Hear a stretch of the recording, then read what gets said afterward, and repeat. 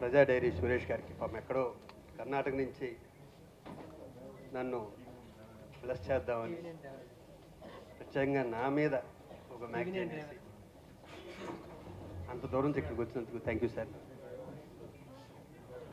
ఈ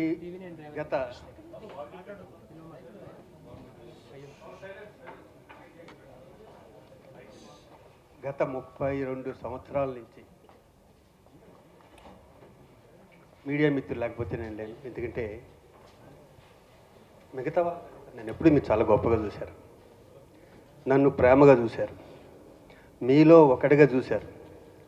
మీలో చాలామంది చాలా సందర్భంలో నన్ను శివాజీ అని కానీ నువ్వని కానీ సంబోధిస్తే నాకెవరు బ్రదర్స్ లేరు, నేను ఒక్కనే కాబట్టి నా బ్రదర్ సంబోధించడం అనిపిస్తుంది. మీ సపోర్టు నేను ఎప్పటికీ జీవితంలో మర్చిపోలేను. మీ రుణం తీసుకోవడానికి ఏదైనా మంచి పని చేయాలనుకున్నప్పుడు ఫస్ట్ ఏం చేస్తానంటే మూవీ ఆర్టిస్టేషన్లో 10 మందికి చేస్తే దాంట్లోంచి ఒక అతను మాత్రం నేను ఎప్పుడు ప్రెస్ వాళ్ళని ఎన్నుకుంటాను ప్రతిసారి. నెక్స్ట్ కూడా మేము బైక్స్ ఇవ్వబోతున్నాం, నేను ఎప్పుడు ఆ బాధ్యత కూడా మీకే చెప్తా.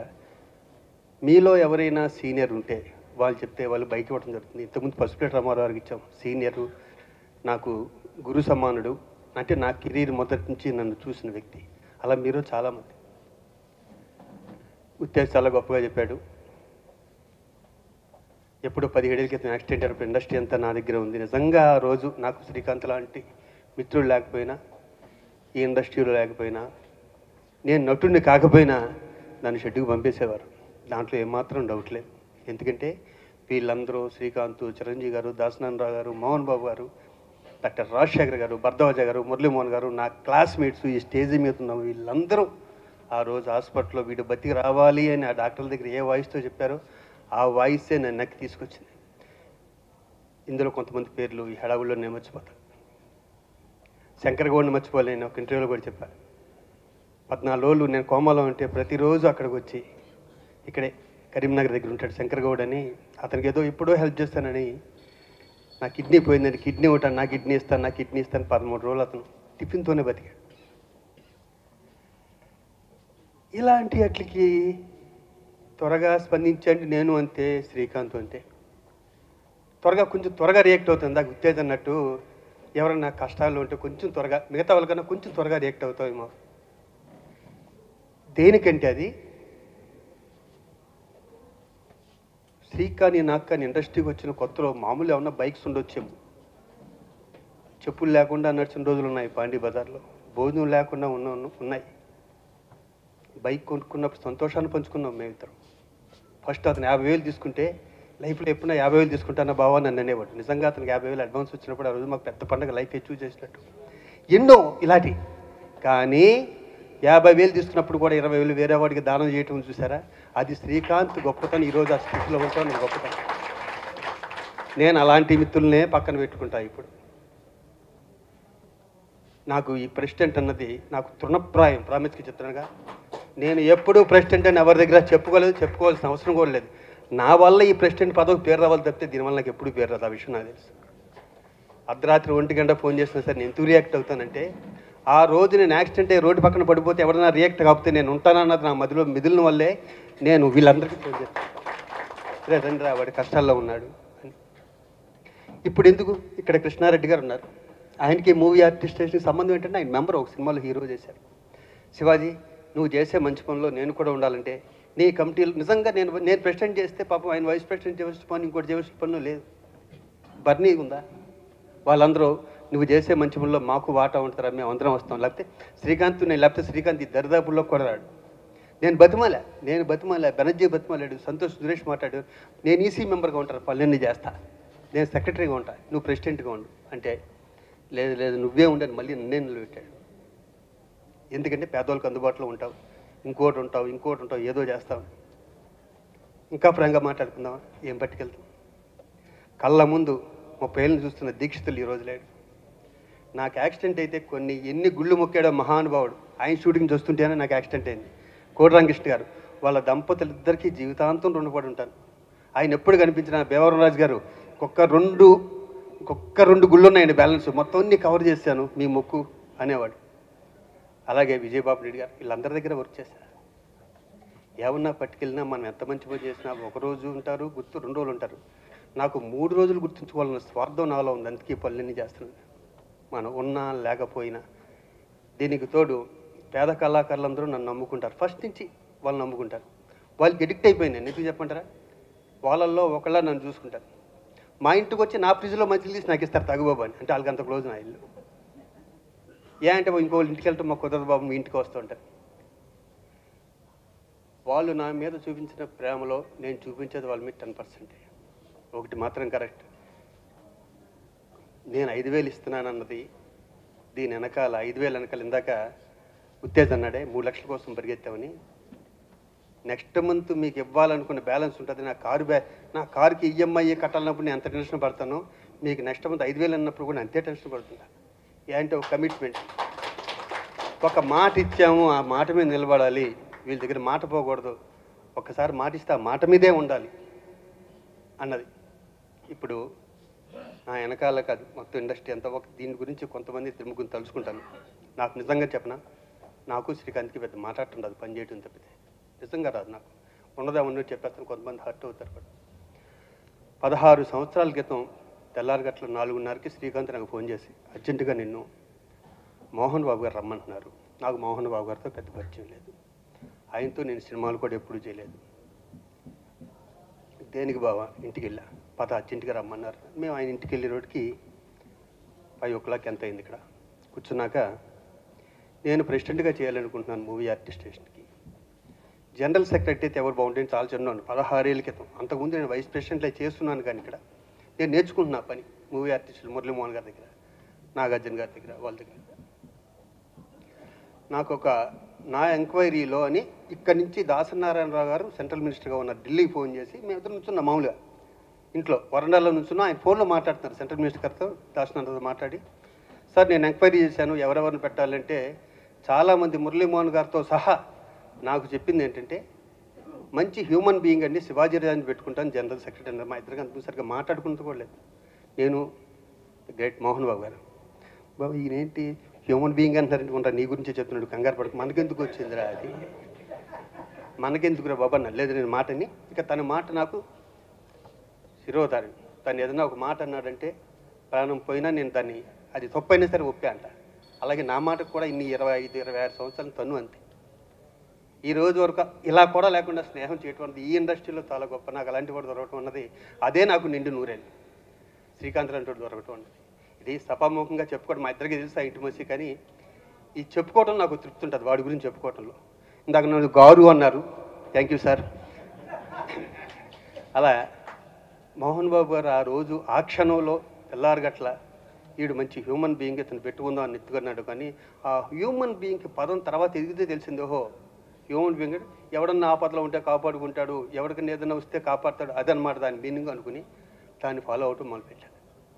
అదే నన్ను ఈరోజు ప్రెసిడెంట్ దాకా నిలబెట్టింది. నేను ప్రెసిడెంట్గా చేయడం కాదు, వాళ్ళు నిలబడమంటే ఇప్పుడు కూడా నాకు పెద్ద ఇంట్రెస్ట్ ఏం లేదు దీని మీద.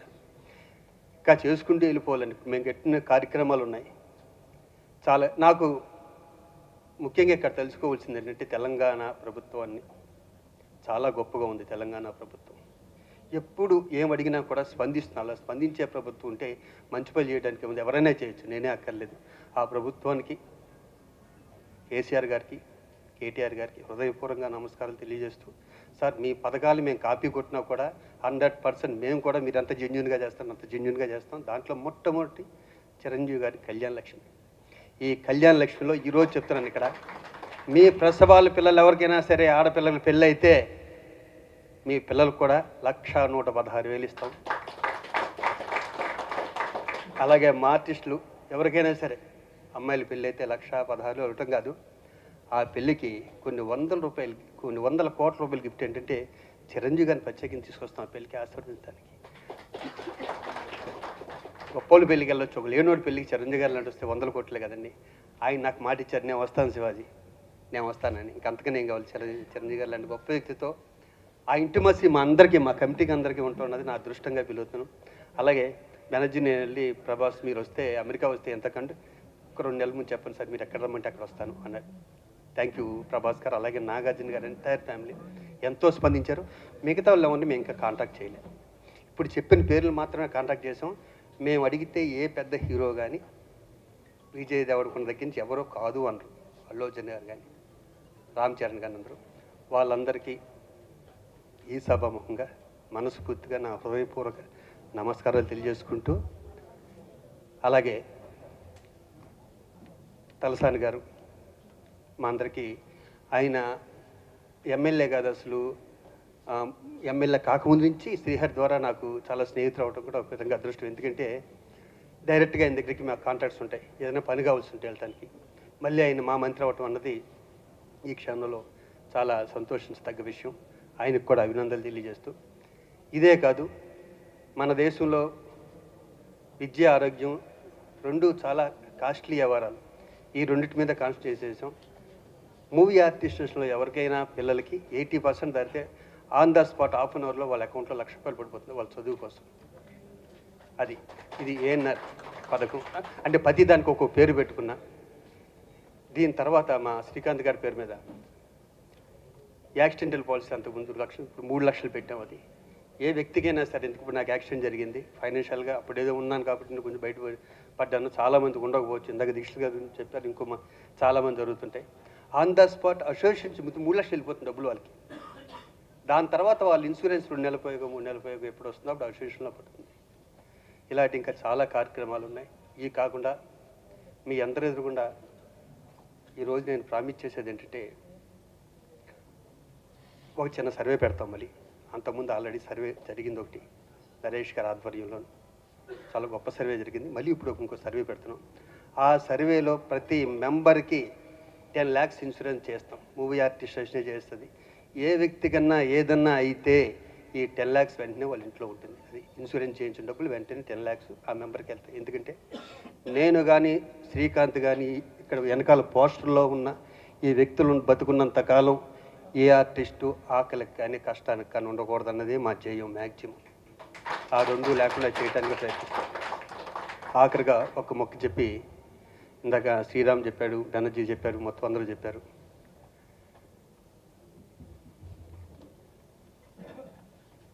కొంతమంది అడగకుండానే డబ్బులు ఇస్తుంటారు కానీ చెప్పుకోరు. అలా చెప్పుకోని వ్యక్తి ద గ్రేట్ విజయనిర్మల గారు. ఆవిడ ఎప్పుడూ చెప్పుకోలేదు నేను డబ్బులు ఇస్తున్నానని. ఆవిడ బర్త్డే 73 అయితే 73,000 అసోసియేషన్ పంపించేస్తారు. ఇది ఇప్పుడు జరగట్లేదు. మురళీమోహన్ గారు ప్రెసిడెంట్ ఉన్నప్పుడు జరుగుతుంది, తర్వాత నేను రాజేంద్ర ప్రసాద్ గారు ప్రెసిడెంట్ ఉన్నప్పుడు జరుగుతుంది, నేను ప్రెసిడెంట్ ఉన్నప్పుడు. సభాముఖంగా అవి చేతులతో నమస్కరిస్తూ, అలాగే ప్రతి నెల 15,000 కూడా పంపిస్తుంటారు. అమ్మ చిన్నవాడినైనా కూడా నిండు 100 ఏళ్ళు ఉండాలని మనస్ఫూర్తిగా కోరుకుంటున్నాను అమ్మకి. ఇక నా లైఫ్ అంబిషన్ వచ్చి ఓల్డ్ ఏజ్ హోమ్. నేను చాలా మదనపడిపోతుంటే ఈ ట్రస్ట్ అంతా ఎక్కడ పెడతాంటే శ్రీకాంత్ మీద, ఉత్తేజ్ మీద, నాకు సర్కిల్ నా చుట్టూ ఎవరు ఉంటారు, బెనర్జీ, శ్రీరామ్, వీళ్ళందరూ ఉంటారు, వాళ్ళ మీద పెడుతుంటా ఇలా చేస్తే బాగుంటుందా అని. ఆఖరికి ఏం చేసామంటే ఎవరన్నా ఎవరో ఓల్డ్ ఏజ్ హోమ్ పెడితే అక్కడ చూడటానికి వెళ్ళాం. వాళ్ళు గైడెన్స్ ఇచ్చారు, ఇలా చేస్తే బాగుంటుంది, ఇలా చేస్తే బాగుంటుంది అని. ఆ గైడెన్స్ ఇక్కడ తీసుకొచ్చి మళ్ళీ చిరంజీవి గారికి చెప్పి ఇలా అయితే బాగుంటుందని చెప్తున్నాం. కానీ దీనికి ఒక సైట్ కావాలి. నా మెదడులో ఓల్డ్ ఏజ్ హోమ్ సైట్ ఏముంది అంటే, కేరళలో హట్స్ ఉంటాయి చూసారు, అద్భుతం. అంటే ఇంకా అంత గ్రీనిష్ మధ్యలో వాళ్ళు అక్కడికి వెళ్తేనే 100 ఏళ్ళు బతికేస్తారు అన్నట్టు ఉండాలని నా యాంబిషన్. అది అలా 100% జరుగుతుంది. నాకు ఎలాంటి ఫ్రెండ్స్ ఉన్నారో కూడా చెప్తా. చిన్న శ్రీశైలం యాదవ్ అని యూసఫ్ కూడా, తను నాకు చాలా చిన్నప్పటి నుంచి ఫ్రెండ్, వాళ్ళ ఇంట్లో ఉండేవాడు. నేను ఇది పేపర్లో చదివి నేను కట్టాలనుకుంటున్నానని తను నన్ను శంకరపల్లి తీసుకెళ్ళాడు ఒకసారి, ఒక 8 months బ్యాక్. అక్కడ కోరుట్ల కెన్నొప్ప అనే ఊరు తీసుకెళ్ళి ఆ సర్పంచ్ని కల్పించి అక్కడ ఒక శివాలయం ఉంది, నన్ను పూజ చేయడానికి తీసుకెళ్ళాడు శ్రీశైలం యాదవ్.